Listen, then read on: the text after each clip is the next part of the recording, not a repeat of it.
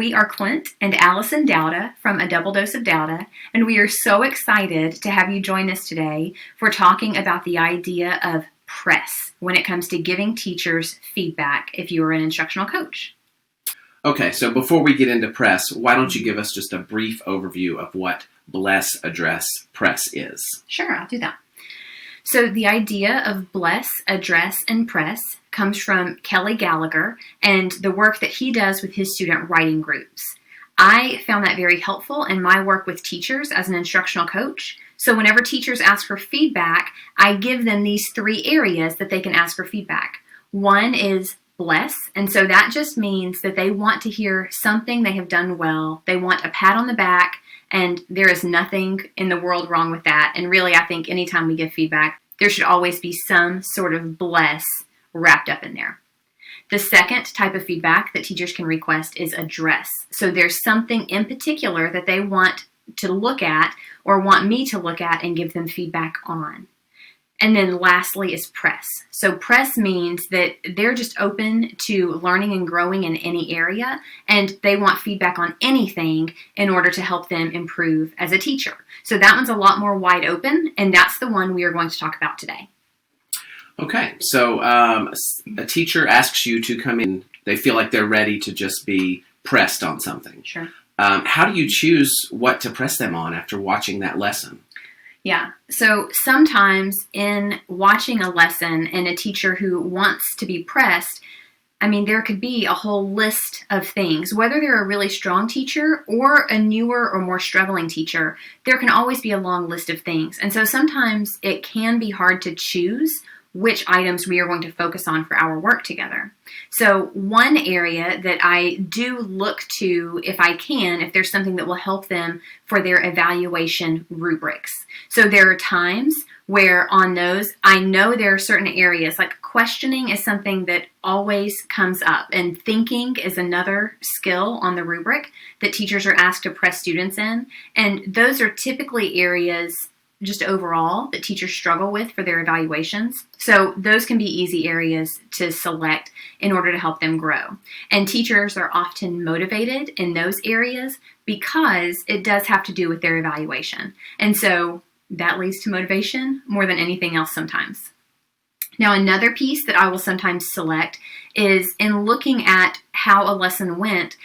If there are several things that I could discuss with the teacher, I'm going to choose which one is going to have the most impact on student learning. So what is going to give teachers the most bang for their buck? So you've done this press with a teacher. How do you end that, and kind of where does it go from there after you've had this coaching meeting with them? Right. So oftentimes what I find is the kind of the best teachers in the building are often the ones who ask for this press feedback because they truly are open to more things, and they're willing to put in time and work to grow. And they've kind of developed a little bit. They're so self-reflective that they're able to take this feedback well. What I find that I love is that oftentimes if teachers in your building see you working with the top teachers in the building, there's kind of this healthy competition among classroom teachers, and everybody wants to get better. If that's part of the culture of your building, everybody wants to get better and everybody wants to grow. And so for me, on my end for coaching, that's really helpful because it gets other teachers on board with wanting to work with me. So that's kind of a different answer to the question that was asked about what do you do next, but that can lead to work with other teachers. One thing that I find with these teachers is sometimes it will lead to its own coaching cycle for whatever it is. But another thing that I do, especially keeping in mind when I'm working with top teachers, is I really like trying to build up leadership in those teachers for within the building. So perhaps there are opportunities here that they can learn and grow, and they can become experts in whatever it is that we are talking about and learning about together, that then I can include them in other things as the year goes on. So for instance, I lead professional learning opportunities for teachers in my building. Mm-hmm. And so sometimes there might be something where there are so many topics that would be great to cover, but there's not enough of me to go around. So what I can do is I can tap those teachers and ask them to help lead some things for other teachers, and just being able to build up that leadership in them and letting other teachers in the building see them as leaders. I think that's one of the greatest gifts that I can give to a teacher. Well, and they're going to become even more competent in that after they have been able to learn it themselves and then teach it to others. Yeah.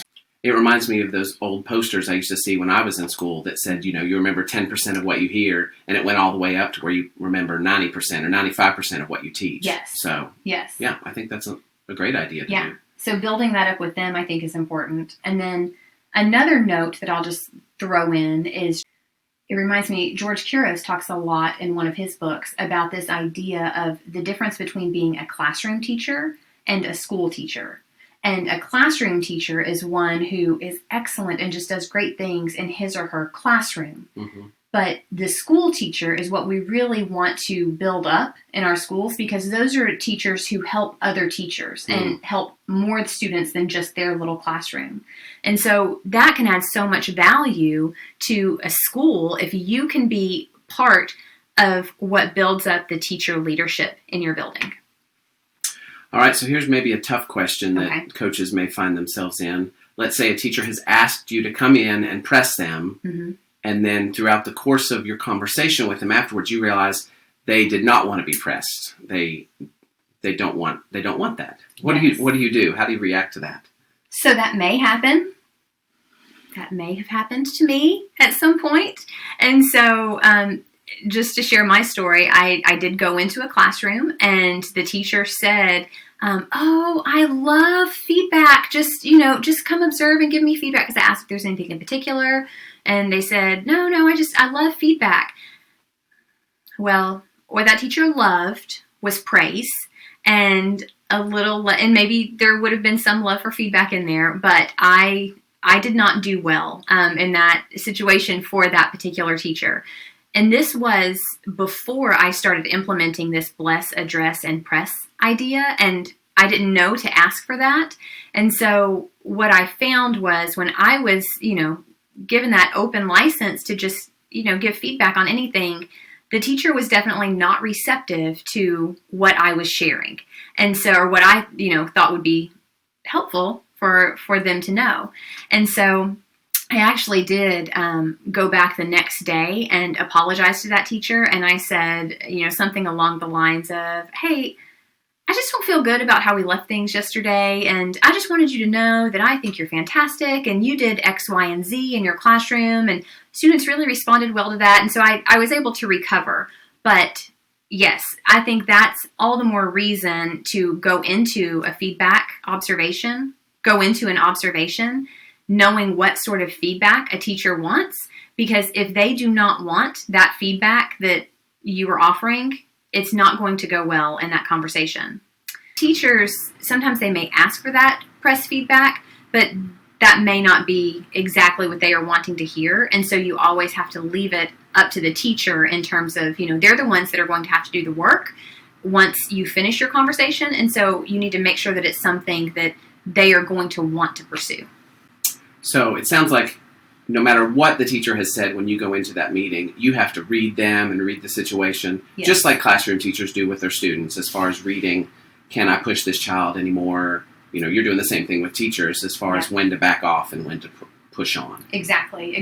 Yeah, you have to read the room, you have to read the person, and you have to go along with, wherever they are kind of leading things. But asking them if they want to be blessed, addressed, or pressed, that's going to give you some information going in. Yes, yeah. And so that's why it's such a great tool, and hopefully it will help people avoid what I ran into early in my coaching career, where I misread the situation. And well, like everything, practice makes perfect. It does. All right. Well, thank you for sharing that with us.